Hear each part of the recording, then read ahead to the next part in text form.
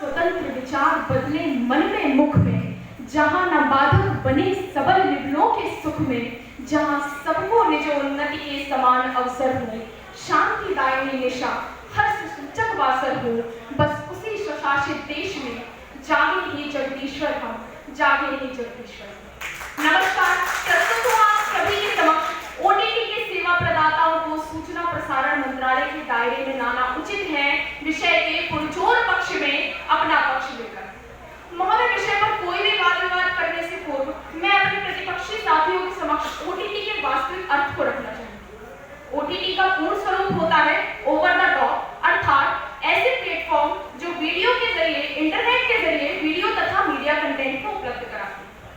अब बात आती है, क्या इसको सूचना प्रसारण मंत्रालय के दायरे में लाना उचित है? तो इस बात को मैं एक छोटे से उदाहरण से समझाना चाहूंगी।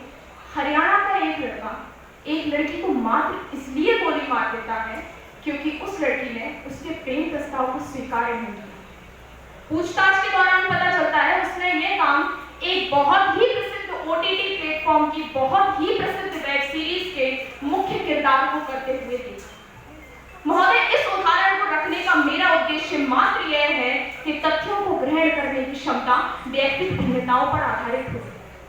इस बात की निश्चितता बहुत कम होती है कि हम जिस समझ के साथ समाज को मानसिकता प्रदान करना चाह रहे हैं, ये जरूरी नहीं है कि उसी समाज के साथ वह दर्शक, वह श्रोता उसी समझ के साथ उस मानसिकता को ग्रहण करे। बात जब सार्वजनिक रूप से समाज में कुछ देने की आती है तो समझदारों को ही यह समझना पड़ता है क्या यह मानसिकता मेरे समाज को पोषित कर पाएगी। एक किसान भी जब खेत में फसल बोता है और उसके साथ खरपतवार उगाती है तो वह यह जानता है कि यह फसल ना मुझे पोषित करेगी ना मेरे समाज को पोषित करेगी। और समझदार किसान वही होता है जो फसल बोने से पूर्व में खरपतवार के बीजों को अलग कर दे ताकि वह फसल समाज के साथ साथ उसे भी सही पोषण प्रदान कर सके। महोदय, बात जब ग्रहण करने की आती है तो कुछ लोग तो रामायण जैसे पवित्र धारावाहिक में से भी राम के किरदार को ग्रहण करते हैं और कुछ रावण के किरदार। लेकिन वहां रावण का किरदार भी इतना असभ्य नहीं होता कि हमारी सांस्कृतिक मूल्य पर, हमारी सांस्कृतिक अस्मिता पर कोई चोट पहुंचाई जाए।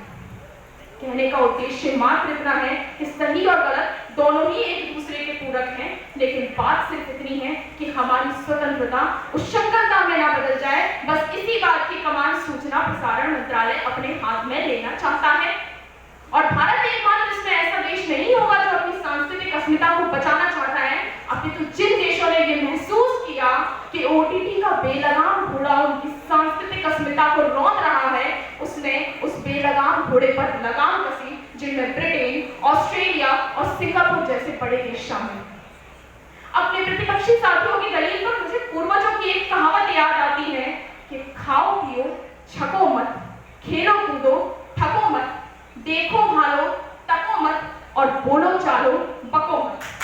निश्चित रूप से भारत की सभ्यता अनूठी रही है जिस पर हम सभी गर्व करते आ रहे हैं, फिर वह चाहे पारिवारिक परंपरा हो, आर्थिक सत्कार का भाव बंधन हो अथवा हमारी भाषा संप्रेषण का माध्यम हो। आजकल ओटीटी का नजारा कुछ यूं हो गया है कि सावधानी हटी और दुर्घटना घटी, सावधानी हटी और दुर्घटना घटी। ना दिखाने वाली चीजों को जस का तस परोसा जा रहा है, छोटी सी छोटी बातों को मिर्च मसाला लगा करके परोसा जा रहा है।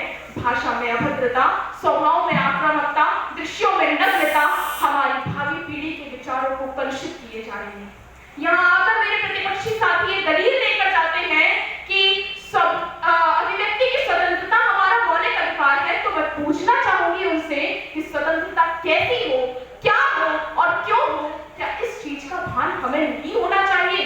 हमारी स्वतंत्रता स्वच्छंदता में परिवर्तित ना हो जाए, इसलिए न्यूज चैनल्स पर एनडीए, प्रिंट मीडिया पर पीसीआई, विज्ञापनों पर एएसपीआई और फिल्म उद्योगों पर सीबीएफसी जैसी रेगुलेटरी बॉडीज लगी हुई हैं जो गलत एवं भ्रामक प्रसार को रोकती हैं। और हम युवा पीढ़ी है जनाब, हमें आवश्यकता है कि हम इस सहजता और सरलता भरे वेग से के भाषा को, अपने देश को अभद्रता और आक्रामकता के वेग से बचाएं, उसे उसकी मौलिकता से परिचित कराएं और ओटीटी प्लेटफॉर्म को सूचना प्रसारण मंत्रालय के अंतर्गत लाएं।